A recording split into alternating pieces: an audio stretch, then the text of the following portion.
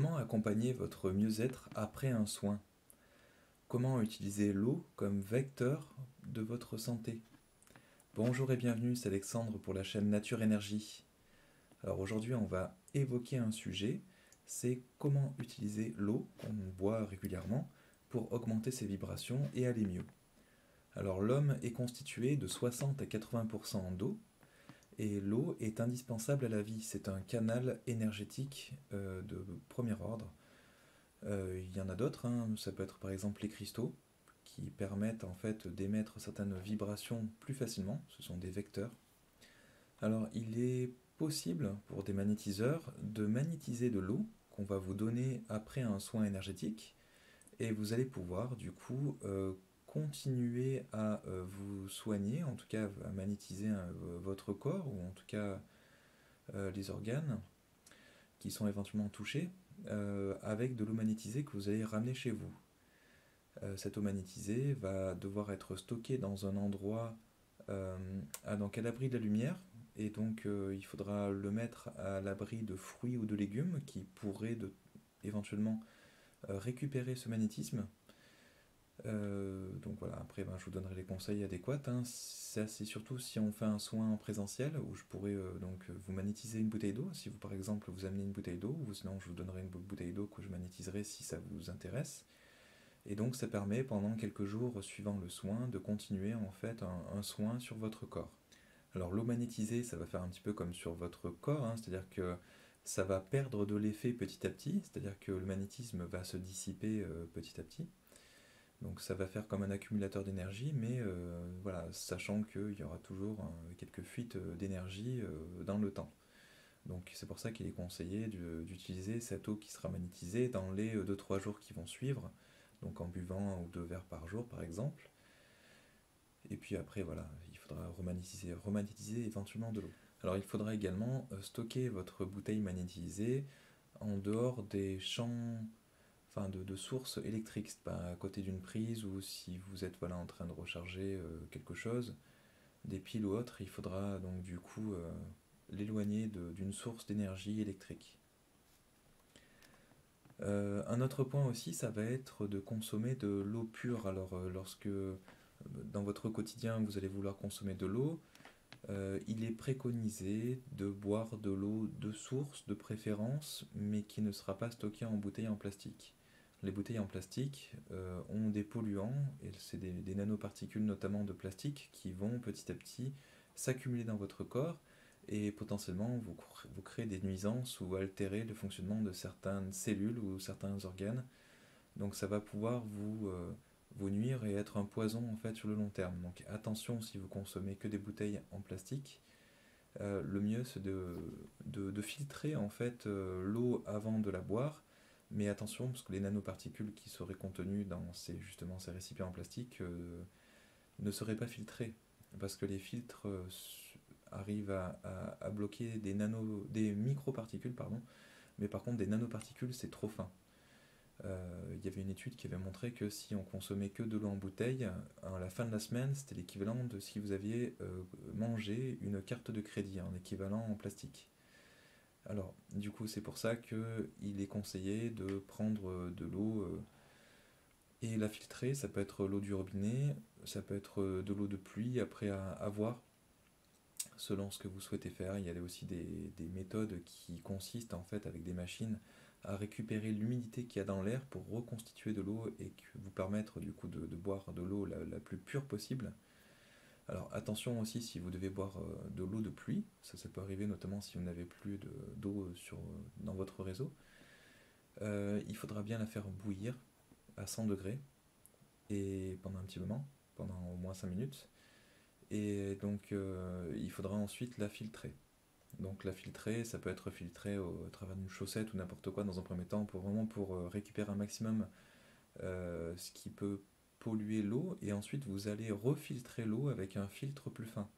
Donc il y a plein de filtres qui existent dans le commerce, je vous conseille de vous en procurer un, au moins des filtres qu'on va pouvoir utiliser en camping. Alors ce sera pour du dépannage, hein, c'est-à-dire si jamais vous avez un problème de réseau d'eau, ça peut être parce qu'il fait très froid par exemple, ou si jamais il y a une coupure d'électricité qui dure un petit peu longtemps, parce qu'il faut savoir que la plupart euh, des arrivées d'eau nécessitent des pompes de relevage, donc ça on ne le sait pas forcément, mais si les pompes tombent en panne, parce que notamment il n'y a plus d'électricité, ou si c'est thermique, s'il n'y a plus d'essence par exemple, eh bien ça veut dire que vous n'allez plus avoir d'eau qui va arriver à votre robinet. Donc le mieux c'est d'anticiper un petit peu, donc essayez d'avoir toujours un certain stock d'eau en bouteille, hein, ça se conserve assez longtemps, donc même si c'est pas l'idéal.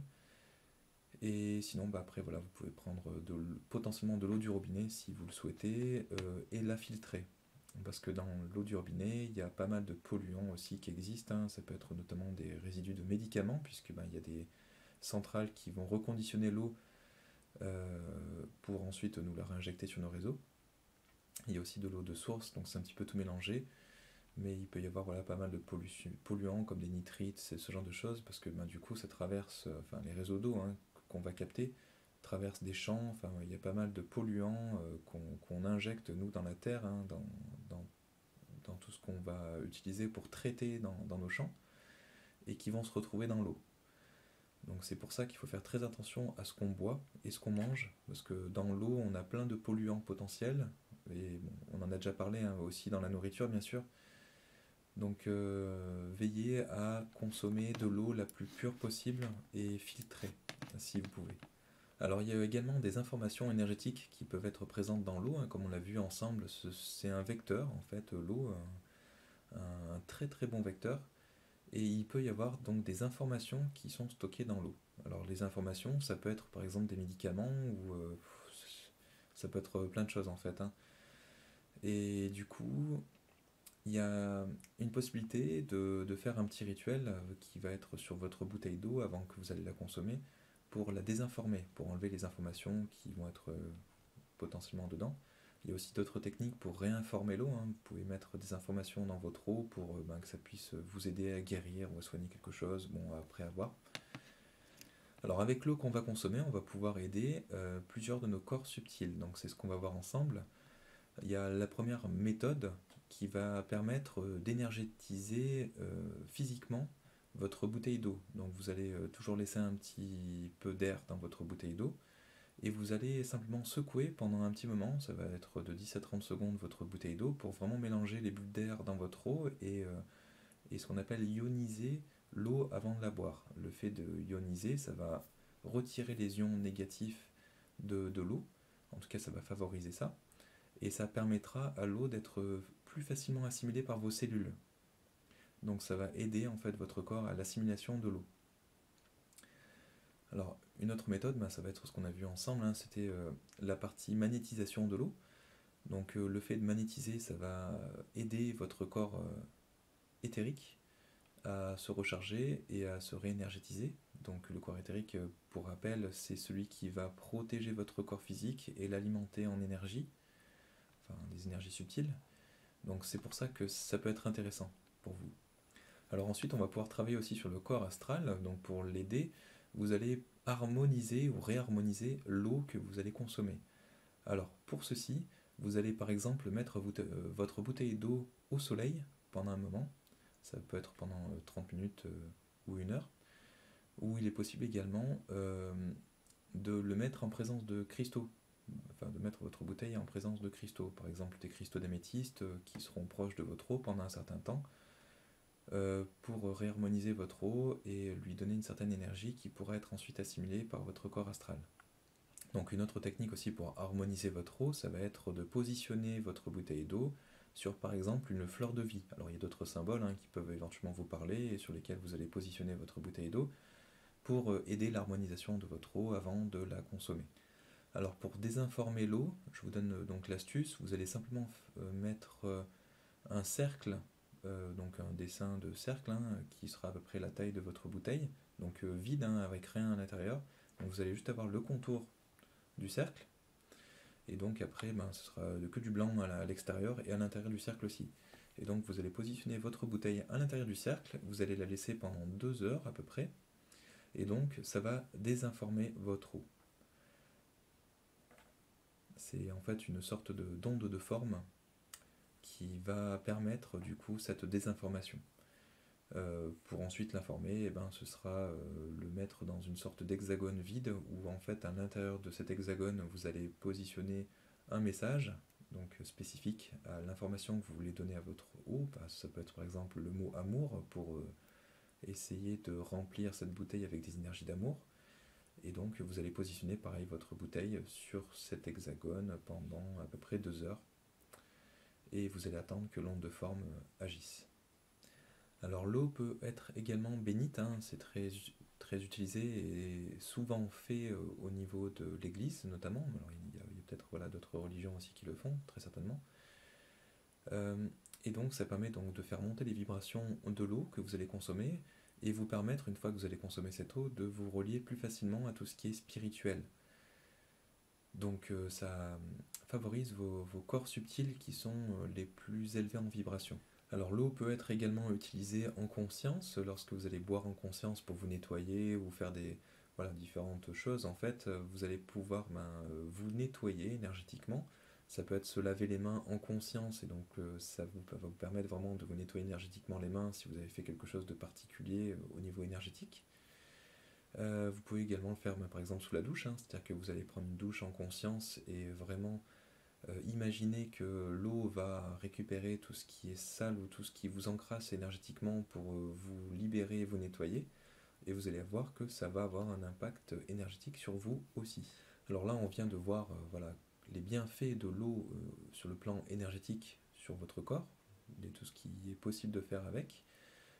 Il est possible également de magnétiser des cotons. Alors c'est assez connu, en tout cas c'est assez souvent fait avant, c'est plus facile à manier et potentiellement vous pouvez vous endormir avec un coton qui est magnétisé près d'une zone où vous avez une douleur.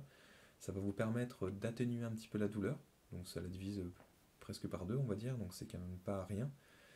Donc on prend un coton plus ou moins important selon la zone qui est touchée. Et donc voilà, le magnétiseur va magnétiser votre coton et vous allez repartir avec pour que voilà, si vous avez une roche de dents par exemple et qu'il n'y a pas de dentiste qui peut vous prendre avant 2-3 jours, et ben vous allez positionner votre coton près de votre dent qui vous fait mal pendant les 2-3 jours en question en attendant le dentiste par exemple. Merci de nous avoir suivis et merci de nous laisser un pouce bleu pour nous encourager à continuer à faire des vidéos pour vous. Et merci de vous abonner si vous appréciez le contenu de nos vidéos et que vous voulez être informé de nos prochaines vidéos. Merci et à bientôt.